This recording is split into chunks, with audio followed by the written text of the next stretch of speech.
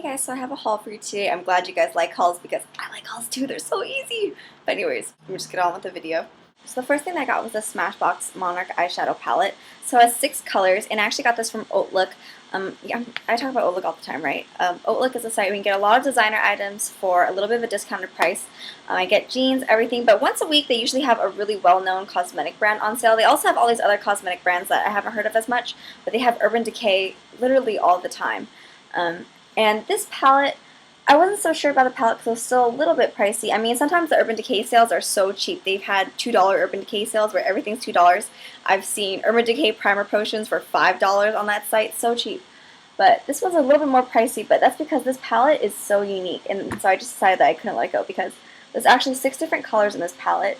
So I feel like the problem with a lot of palettes is that I don't really feel like they're complete. I don't feel like I could do a whole entire look with them and really like how it looks. Because most of the time they're just all shimmery, all matte, or I just feel like there's not a really good range of colors. You actually get 6 colors here. So they have 3 rings of shimmery colors, and then in the center of each ring, I don't know if you guys can tell, there's that dot of color. All these colors are actually matte. So I think that's really cool because it's the first palette that really lets you change up textures, and I feel like I can do a complete eye look with just this palette. It also came with a little brush as well, which is a little bit big for my eyes, so I don't know if I'd really use this, but you know, it's cool that it comes with it. If you guys are interested in joining Hautelook and shopping at me, it's free. I'll leave the link down in the description box. But yeah. But anyways, I finally got to go home this weekend. I was really happy to see my family. I haven't seen them in a really long time. And so I went Japanese drugstore shopping just because I love Japanese drugstore shopping. So besides getting blotting tissues from Japanese drugstores, I love getting cotton pads.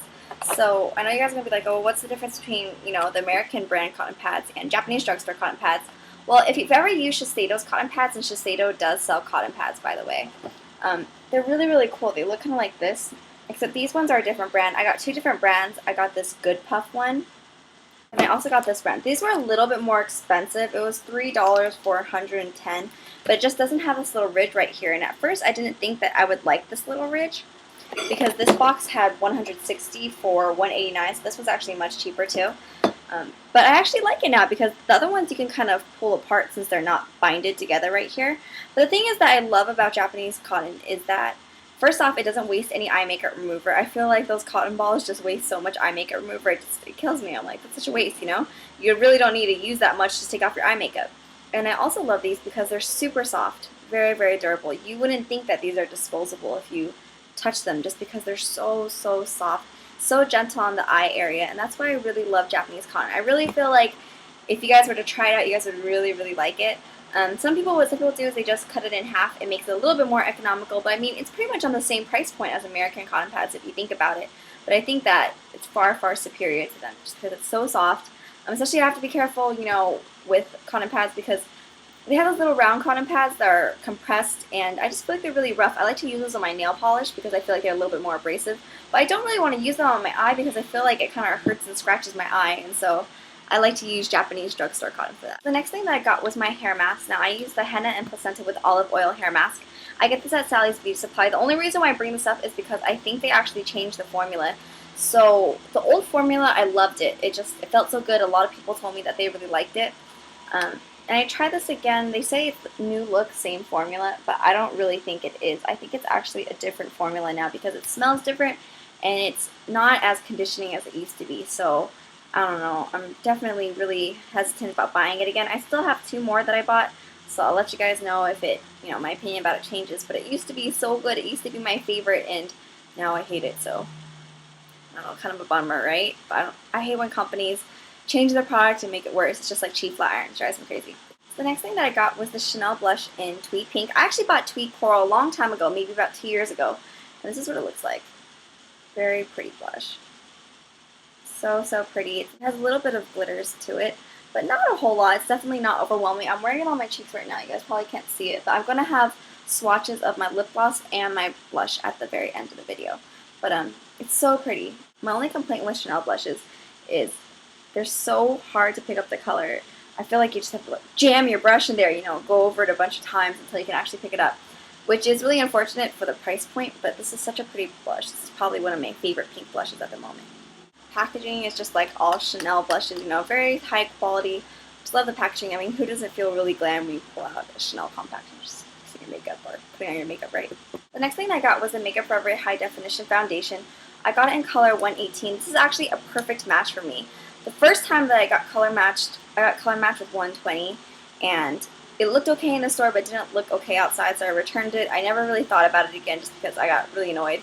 And ended up going back to the Makeup Forever store in Las Vegas. If you guys are ever in Vegas and you guys are on the Strip, right next to the Venetian there's a Sephora, and they actually have a Makeup Forever store in there. It looks just like a Mac Pro store. If you've ever seen a Mac Pro store, where they have like the really big chrome cakes and things like that, they have the same exact thing for Makeup Forever. It was so cool. I tried really hard to take a picture, but they kept watching me, and I think you're not allowed to take pictures, so I was trying to sneak one with my iPhone, and it didn't really work. It's really blurry, so that kind of sucks.